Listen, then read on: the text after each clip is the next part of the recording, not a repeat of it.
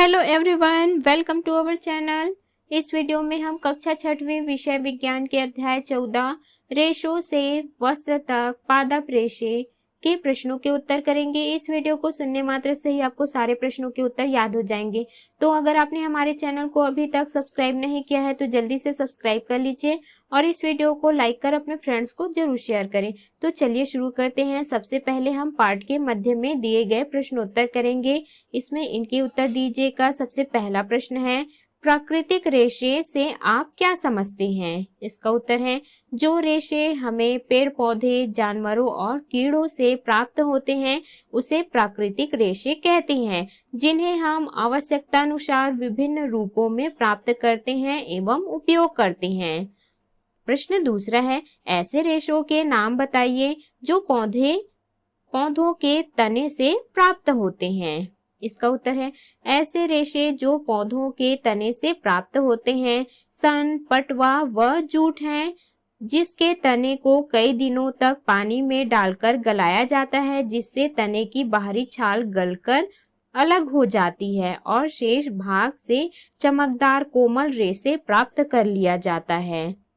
अगला है प्रश्न तीसरा, अनाज रखने वाले बोरे आपके बैठने की टाटपट्टी किस प्रकार के रेशों से बनाई जाती है? इसका उत्तर है, अनाज रखने वाले बोरे हमारे बैठने की टाटपट्टी जूट के रेशों से बनाई जाती है। अगला है, इनके उत्तर दीजिए। प्रश्न पहला, रेशों से धागे प्राप्त करने की विधि क्या कहलाती है? इसका उत्तर है, रेशे वस्त्र की मूल इकाई है। इस प्रकार रेशों को धागों में बदलना कताई कहलाता है। अगला है प्रश्न दूसरा, ताना बाना से आप क्या समझते हैं? इसका उत्तर है, वस्त्र निर्माण के लिए लंबाई और चौड़ाई दोनों ओर से धागे लगाए जाते हैं। खड़े लंबाई में लगाए गए धागे को ताना तथा आड़े चौड़ाई में लगाए गए धागे को बाना कहा जाता है। इन्हीं धागों को आपस में फंसाने की क्रिया के द्वारा ही वस्त्र निर्माण होता है। अगला है प्रश्न तीसरा, सलाइयों से बुनाई, नीटिंग तथा हथकरघे से बुनाई में मुख्य अंतर क्या है? इसका उत्तर है, सलाइयों से बुनाई, नीटिंग तथा हथकरघे से बुनाई में मुख्य अंतर यह है कि नीटिंग कपड़े में फैलने और सिकुड़ने का स्वाभाविक गुण रहता है, जिससे नाप उचित एवं पहनने में आरामदायक होते हैं। अगला है अभ्यास के प्रश्न। प्रश्न पहला, नीचे दिए गए कथनों में सही या गलत की पहचान करें तथा गलत कथन को सही कर अपनी कॉपी में लिखें। क, दरिया गलीचे बनाने में मुख्यतः जूट का प्रयोग किया जाता है, ये सही है। ख है, रेशों से धागा बनता है, यह सही है। ग है, जूट नारियल की बाहरी आवरण होता है, ये गलत है। इसका सही कथन है, जूट के पौधे का बाहरी आवरण है। घ है, रेशा किसी पौधे के तने से प्राप्त होता है, यह गलत है। इसका सही कथन है, रेशा जंतुओं से प्राप्त होता है। अंग है, पॉलिएस्टर एक प्राकृतिक रेशा है, यह गलत है। इसका सही कथन है, पॉलिएस्टर एक कृत्रिम रेशा है।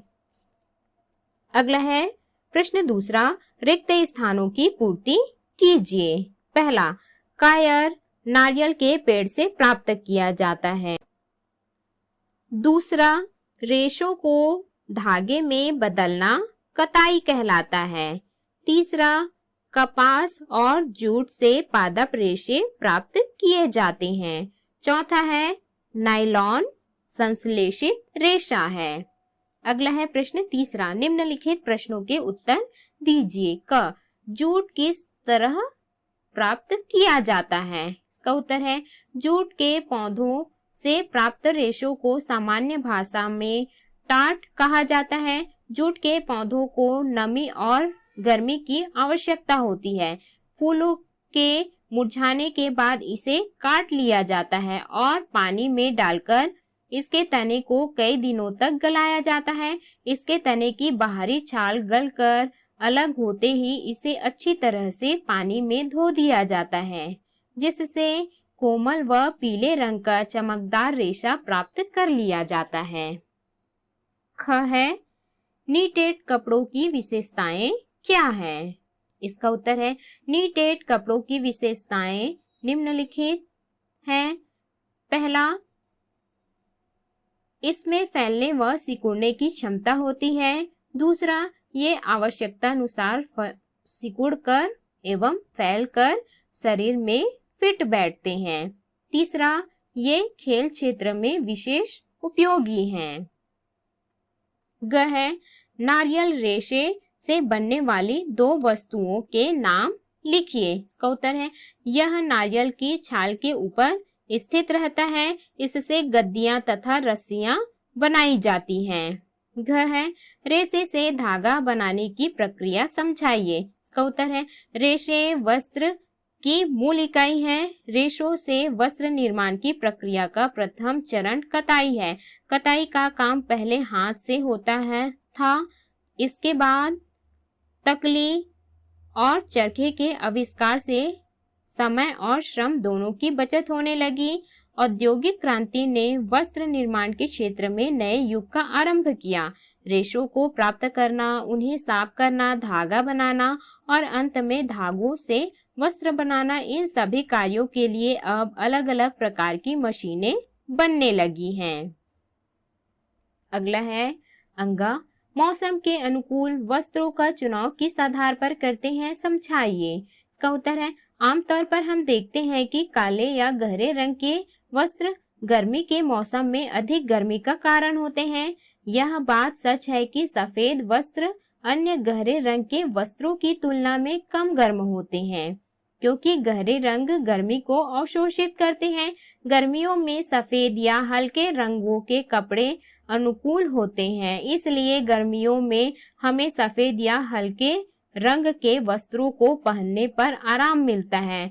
ठंड के मौसम में हम ऊनी या गर्म वस्त्र पहनते हैं ताकि ठंड न लगे।